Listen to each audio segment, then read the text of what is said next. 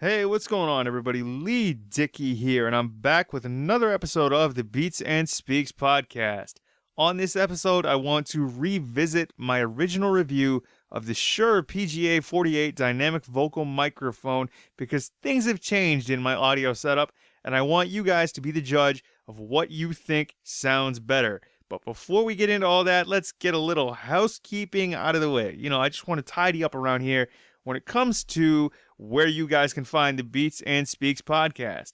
So, the Beats and Speaks podcast can be found on YouTube by searching Beats and Speaks. You can also find the Beats and Speaks podcast on iTunes and Apple Podcasts, Stitcher Radio, TuneIn, my official website, LeighTDickey.com, and everywhere else podcasts are available.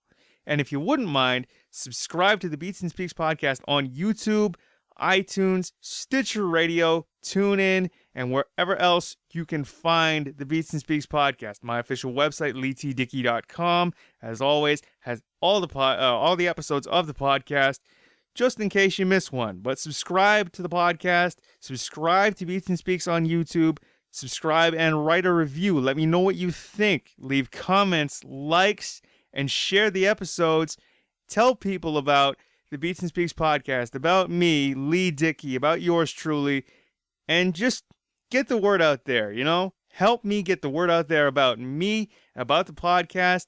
You'd be helping me out a whole lot, and I thank you very much in advance for not only subscribing and writing reviews and listening to the Beats and Speaks podcast, downloading it as well, but I just want to let you guys know where to find the Beats and Speaks podcast, where to find me, Leigh Dickey.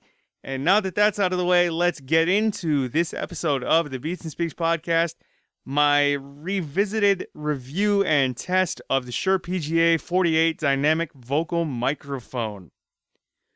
All right, so in my initial review of the Shure PGA48 dynamic vocal mic, I had the microphone hooked up and connected to my laptop, which is a Windows 7 PC, via an XLR to USB cable, an ART XLR to USB cable. And that was my go-to if I had a dynamic mic and wanted to use it with my laptop. It was basically just, let's hook the XLR end of the cable to the microphone and then run the USB end of the cable into my laptop. And that worked fine. That was what I did in the initial review. And it was fine. It was no problem. I'd done it about 1,000,000 times before. The thing is, with running a dynamic mic into your laptop via a XLR to USB cable, there is no way to monitor the input. I mean, yes, I knew I was getting levels because you could see the waveform being created as I spoke in the program that I use, which is Audacity, by the way. If those of you are wondering what program I use to basically record and edit, it's Audacity. It's been my go-to. It's been the workhorse that I use for as long as I've been recording. But when it comes to connecting a dynamic mic to your laptop or to your computer in any way via an XLR to USB cable, you have no way to monitor your levels and the input of the mic you are using via that method, just because there is no way to do it, And the initial review, I liked it, but after listening to it back, it did sound a little muffled to me. I was happy with the review, don't get me wrong. But listening to it back, it did sound a bit muddy and a bit muffled. And I was like, you know what? I can do better. And I know that I'm not perfect, and there's always room for improvement. So, not that I set out to improve on the initial review. I wasn't initially going to revisit the review until one day I was searching through a box under my desk that had a bunch of gear and interfaces in it. So how that came to be was like I said, was just searching through that box under my desk with all that gear, and I found a mixer that I had from years ago. I think I bought it like 5, 6, maybe 7 years ago. I can't remember.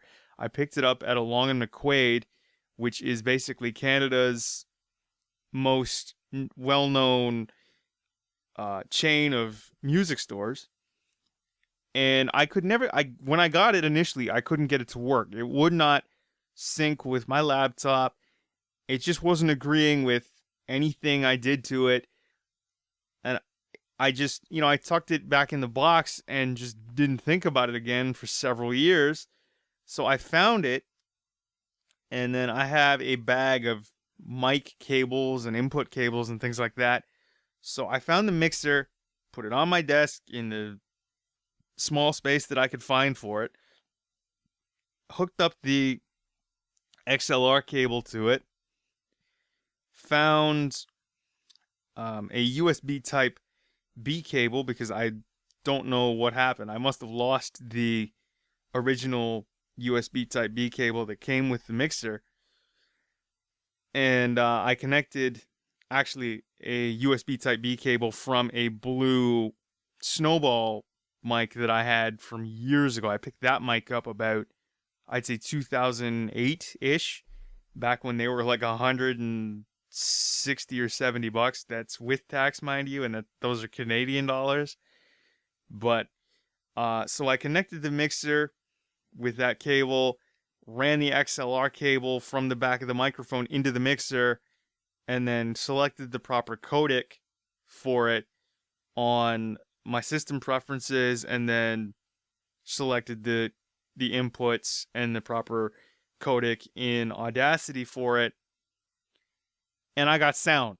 Like after I had set the gain and the mic output, I realized that I was getting sound. I don't know why it didn't work, or why the mixer didn't work initially when I got it. I have no clue, but I'm happy that it's working and I'm getting levels now, and they're crisp and it sounds super solid, and I'm super happy. And I honestly think after getting the mixer to work and hooking it up properly and getting the proper inputs and codecs selected, I think that this mic sounds so much better. The fact that I'm running it through a mixer and then the mixer connected via USB to my laptop, I think it sounds super, super, super great. Super good. It is, I feel like Superman, okay? What the kryptonite is, I don't know. If one of you can figure it out, great. But I feel like Superman right now, getting the mixer to work with the mic and getting the mixer to work with my laptop it was an absolute grand slam home run. I'm running the base. I'm still running the bases, and I only managed to hook this thing up maybe, I don't know, no more than maybe 5 days ago or something like that. And just in case you're wondering, it is actually just after midnight on September 8th, 2017. So I've only gotten this thing to work within the last 4 to 5 days. And I'm super happy with it. I mean, the mic sounds super crisp. The levels, awesome. I'm happy I can hear myself with zero latency monitoring again, because the headphones are actually hooked up to the mixer via a 3.5 millimeter headphone jack, and I'm super happy. That's the one thing I missed with the XLR to USB cable was, like I said earlier, there was no way to monitor the input or the mic gain at all. There was no way to monitor the mic, the input, the output, just nothing. You couldn't monitor levels, you couldn't hear yourself, and I missed that feature, The first, I'd say 9 or 10 episodes of the Beats and Speaks podcast were done with my USB condenser, the Samsung CO1U Pro, and that has onboard zero latency monitoring. The thing is, why I switched to the Shure PGA48 again, because I'd used it in years past, was because I have the Samsung CO1U Pro on a boom stand that's actually flipped upside down. The mic's actually hanging upside down because that's the only way I could get it to fit and get it to the proper height of where my lips are, was basically by setting the boom stand that I have it on in an upside down way. Basically setting it upside down and hanging the mic from it upside down. So it's the Batman of microphones. It is the bat of microphones. And don't get me wrong, Batman and bats are cool and everything, but I would constantly have to lean forward in order to get good levels into the mic, because I couldn't sit back in my chair, which is what I'm doing now, because I have my dynamic mic set on a boom arm, basically a newer an EEWER desk boom arm, so it's stretched as far as it can go to get to where my lips are and just to pick up good levels and things like that. I love the Samsung CO1U Pro, but the fact that I can relax and sit back in my chair to just talk to you guys and give you my reassessment of the Shure PGA48 is super, super cool. And it's the same. I have it set up the same way, the Shure PGA48. I have it set up the same way that I did in the original review, which is the mic is on the newer desk boom arm, and the only preventative plosive P measure, so I'm not popping, is a windsock or a windscreen. That's all I have on it. I did pick up a newer pop filter. I wanted to keep it as uniform as possible, so I ordered a newer pop filter that I will probably add to the boom arm at some point, probably within the next few days or so when I can get the time. But I wanted the test to be the absolute same, so I just have the mic on the boom arm as close to my face as I can get it, and the only preventative plosive popping P measure is a windsock that I got, that I probably picked up at Long and McQuaid. I'm pretty sure I did. And that's it. But to be quite honest, I think running any sort of mic, or this mic in general, I haven't worked with every mic in the world. That would be very costly and probably take me a lot of time, take me a long, long time.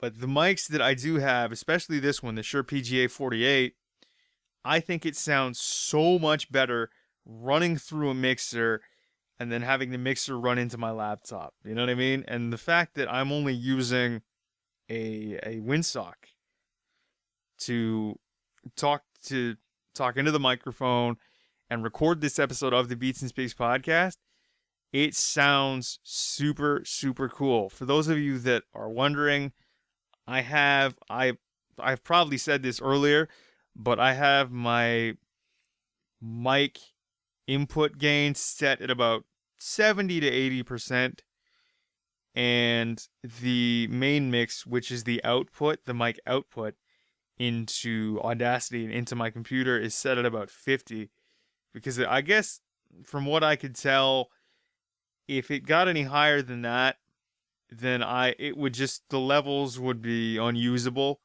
and nobody likes unusable audio, especially when you're in broadcasting and media and you're hosting a podcast. I mean, unusable audio is pretty much the kiss of death.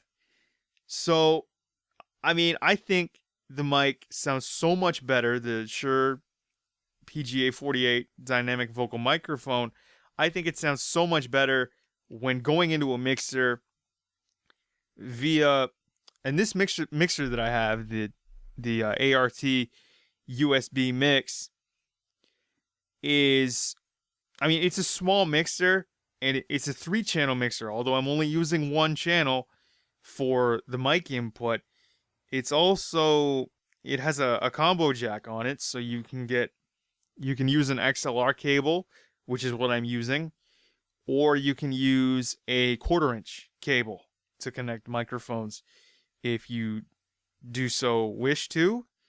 It's also, it does have 48 volts phantom power, although I haven't used that feature yet. I may at some point, but I do enjoy the sound of the dynamic mics that I have, although I've only used the Shure PGA48 with it so far. I do have a couple more dynamic mics that I do want to test with it.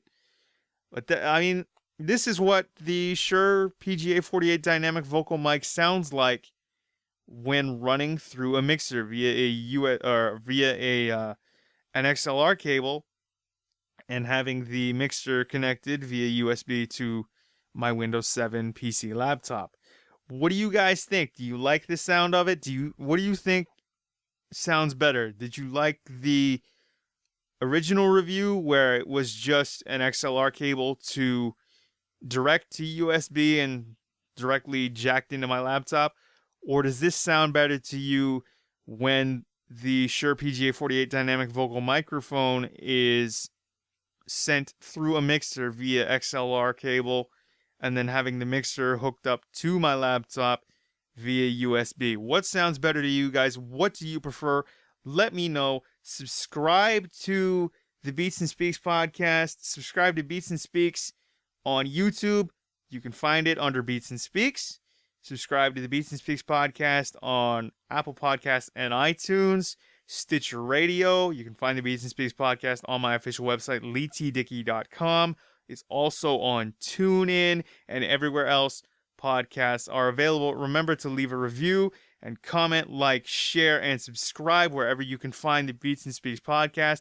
It's greatly appreciated, very, very much appreciated. Thank you all very much.